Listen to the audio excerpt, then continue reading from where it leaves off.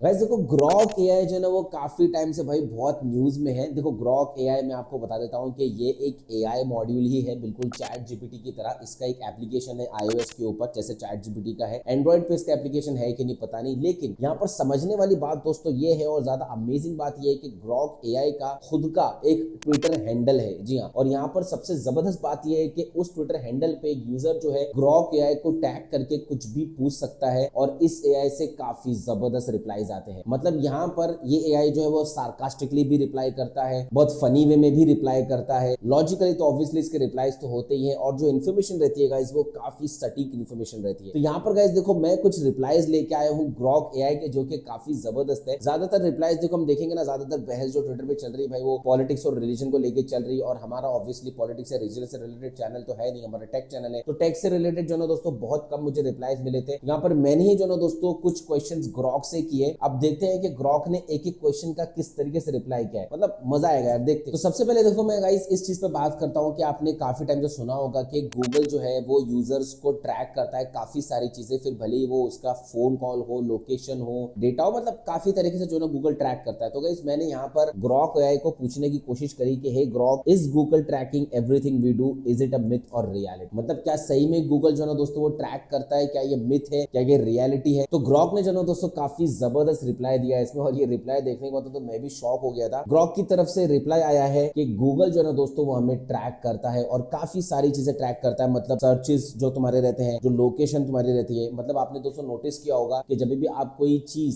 Search कर रहे हो इंटरनेट के ऊपर, और उसके बाद में जब आप उसको छोड़ देते हो, फिर आप कोई दूसरी वेबसाइट पे कहीं भी जाते हो, तो आपको उसी प्रोडक्ट का जो ना दोस्तों वो एड ज्यादातर फ्लैश होता है। तो विच मींस के गूगल जो ना दोस्तों उसको ट्रैक करता है। यहाँ तक कि दोस्तों ग्रॉक ने ये भी बताया कि 2023 में गूगल की तरफ से जो प्राइवेसी इश्यूज हो गए थे उसकी वजह से गूगल को 93 मिलियन का सेटलमेंट करना पड़ा था। तो यहाँ पर काफी जबरदस्त इन्फॉर्मेशन है यार ये। देखते भी आगे क्या क्या और रिप्लाई दिया ग्रॉक ने। तो यहाँ पर देखो, अगर आपने मेरा शॉर्ट वीडियो नहीं देखा है तो मैंने एक वीडियो बनाई थी जहां पर एक डार्ट गेम के बारे में दोस्तों ने बताया था, एक फन काइंड ऑफ वीडियो था। और इसको जो ना दोस्तों मैंने ग्रॉक को टैग किया और मैंने पूछा कि क्या लगता है भाई मैंने बुलजाई किया है या नहीं किया है इसमें। तो ग्रॉक ने देखो मुझे यहाँ पर रिप्लाई किया कि मैं वीडियो तो नहीं देख सकता हूँ, लेकिन जितने कॉन्फिडेंस से तुम पूछ रहे हो ना, तुमने 100% में बुलजाई किया होगा। वैसे आपने वो वीडियो देखा है? नहीं देखा? जाके मेरा वीडियो चेक करो, आपको पता लग जाएगा मैंने उसमें बुलजाई किया है या नहीं किया है। तो आपको ऐसा तो नहीं लग रहा है यार काफी बोरिंग रिप्लाईज आ रहे हैं? आगे वेट करो, देखो काफी सारी पोल खुलने वाली है भाई इस वीडियो में। अब गाइस यहाँ पर देखो मैंने इसी फनी वे में ग्रॉक को पूछ लिया कि क्या Bill Gates secretly Mac use करते हैं। और ये मैंने इसके लिए पूछा हूं क्योंकि ऑब्वियसली आपको मालूम है कि बिल गेट्स जो है वो माइक्रोसॉफ्ट के ओनर है, और माइक्रोसॉफ्ट मेनली जो अभी के लिए विंडोज जो है ना वो डेवलप करता है। तो यहाँ पर मैक एक अलग ऑपरेटिंग सिस्टम है ऑब्वियसली, और विंडोज एक अलग ऑपरेटिंग सिस्टम है। यहाँ पर मैंने पूछा कि क्या बिल गेट्स सीक्रेटली मैक को यूज करते, तो यहाँ पर कुछ अलग ही इन्फॉर्मेशन निकली। ग्रॉक ने इस पर रिप्लाई किया कि कुछ ऐसे भाई सोर्सेस तो नहीं है, जैसे पता तो नहीं लगा कि बिल गेट्स जो है वो अलग से कोई सीक्रेटली मैक यूज करते हैं। लेकिन हाँ, इसमें जो ना दोस्तों एक इन्फॉर्मेशन ये पता लगी है कि 1980s में जो ना दोस्तों मैकिंटोश को बिल गेट्स ने सपोर्ट किया था। जी हाँ, मतलब ये बड़ी अमेजिंग चीज है यार, ये तो शायद कुछ ही लोगों को पता होगी। तो यहाँ पर देखो एक्चुअली में ये कहानी थोड़ी बड़ी है, बट मैं शॉर्ट करके आपको बता देता हूँ। जब मैकिंटोश लॉन्च किया था स्टीव जॉब्स ने, वो टाइम पे बिल गेट्स माइक्रोसॉफ्ट के ओनर थे,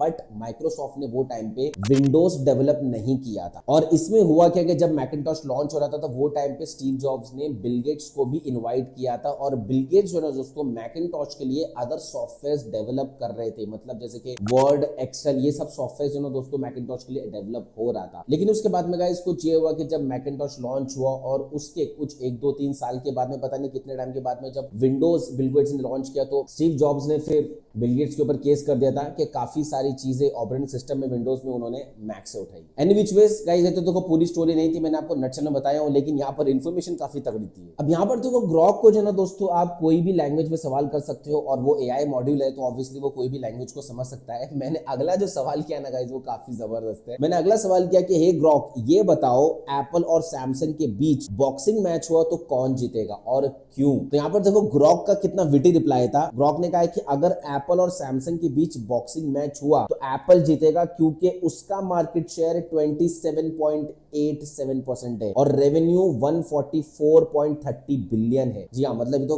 काफी जबरदस्त बात हो गई है। इतना मार्केट शेयर एप्पल का है और अब तक बहुत से कम लोगों को शायद ये चीज पता होगी। और साथ ही में ग्रॉक ने कहा कि सैमसंग का शेयर जो है वो 23.58% है और 20 बिलियन से ज्यादा है। एप्पल की ब्रांड लॉयल्टी भी मजबूत है। मतलब ऐसा बहुत कम होता है कि कोई एक यूजर जब वो iOS एंड्रॉइड को छोड़ के या सैमसंग को छोड़ के एप्पल में iOS इकोसिस्टम में आता है तो बहुत कम जो है ना दोस्तों वो बाहर जाता है। मतलब 21x टाइम जो है ना दोस्तों वो बहुत कम स्विच करते हैं यूजर्स एप्पल से एंड्रॉइड में। यहाँ पर अगर एंड्रॉइड से iOS में आ जाते तो ठीक है, लेकिन एक बार iOS में आ गए तो भाई फिर वापस एंड्रॉइड में जाने का नाम नहीं लेते। अब देखो यहाँ पर एप्पल और सैमसंग के बीच में ना भाई एक कोल्ड वॉर चालू रहता है कि भाई किसने किसको कॉपी किया। एप्पल यूजर्स बोलते हैं भाई सैमसंग ने कॉपी किया है, सैमसंग यूजर्स बोलते हैं कि भाई एप्पल ने कॉपी किया है। तो यहाँ पर मैंने सोचा कि भाई ग्रॉक को ही पूछ लेना था कि भाई किसको ने किसको कॉपी किया। तो गाइस यहाँ पर मैंने पूछा कि कौन किसको ज्यादा कॉपी करता है, सैमसंग या एप्पल। सच बताना, पेड रिव्यूअर जैसा मत बताना। Like it's a funny comment. Yes, तो ग्रॉक ने रिप्लाई किया है कि सच में सैमसंग ने एप्पल को ज्यादा कॉपी किया है, खासकर डिजाइन में। जैसे गैलेक्सी एस आईफोन जैसा लगा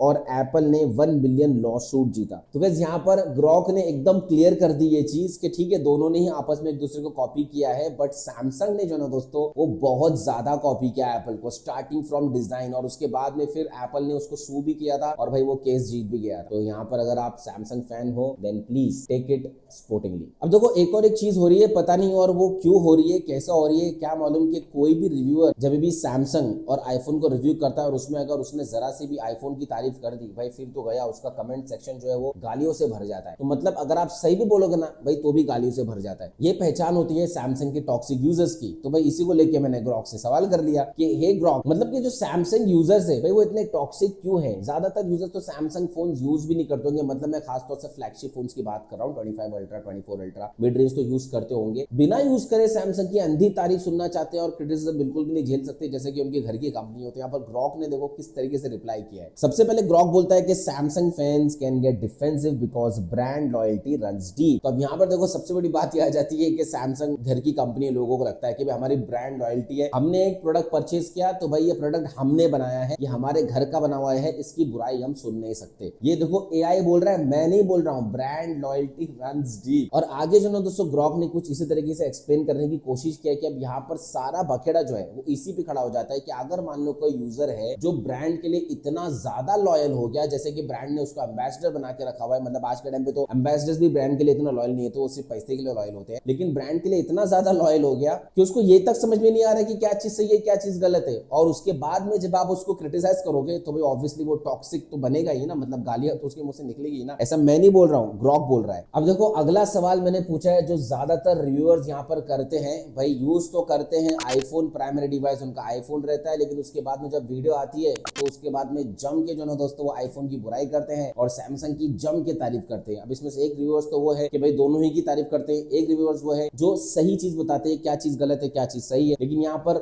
नाम से जानते हैं, हमको नाम लेने की जरूरत नहीं है कैसे क्या है। मैंने वही जो ना दोस्तों ग्रॉक से पूछने की कोशिश करी है कि भाई ऐसा रिव्यूअर्स क्यों करते हैं कि प्राइमरी डिवाइस में आईफोन को रखते हैं लेकिन उसके बाद में दबा के सैमसंग की तारीफ करते हैं। तो यहाँ पर ग्रॉक ने सामने से रिप्लाई किया कि टेक रिव्यूअर्स जो है वो आईफोन को यूज करते हैं बिकॉज ऑफ बेटर इकोसिस्टम। और आज भी जो ना दोस्तों मतलब सैमसंग को बहुत तारीफ करते हैं कि भाई सैमसंग का इकोसिस्टम ऐसा है वैसा है, लेकिन जेब में उनके प्राइमरी डिवाइस आईफोन का ही रहेगा क्योंकि उनको कहीं ना कहीं मालूम है कि एप्पल का इकोसिस्टम जो है दोस्तों वो काफी जबरदस्त है और उसको सैमसंग अभी तक मात नहीं दे सकता है। तो ग्रॉक ने भी जो है दोस्तों सेम वही चीज रिप्लाई की है। और उसके बाद में देखो ग्रॉक ने इनडायरेक्टली ये चीज बोल दी है कि सैमसंग की तारीफ इसके लिए होती है बिकॉज स्पॉन्सरशिप।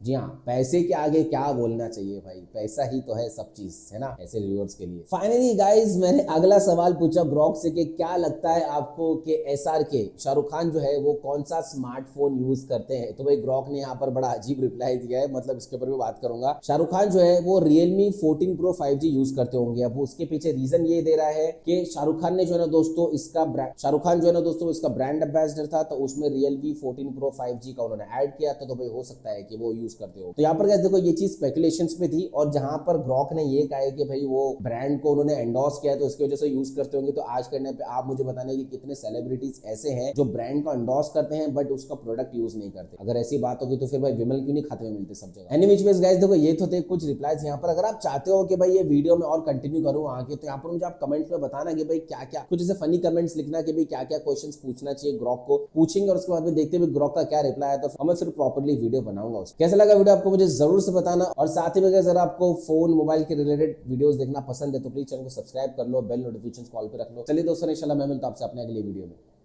जय हिंद।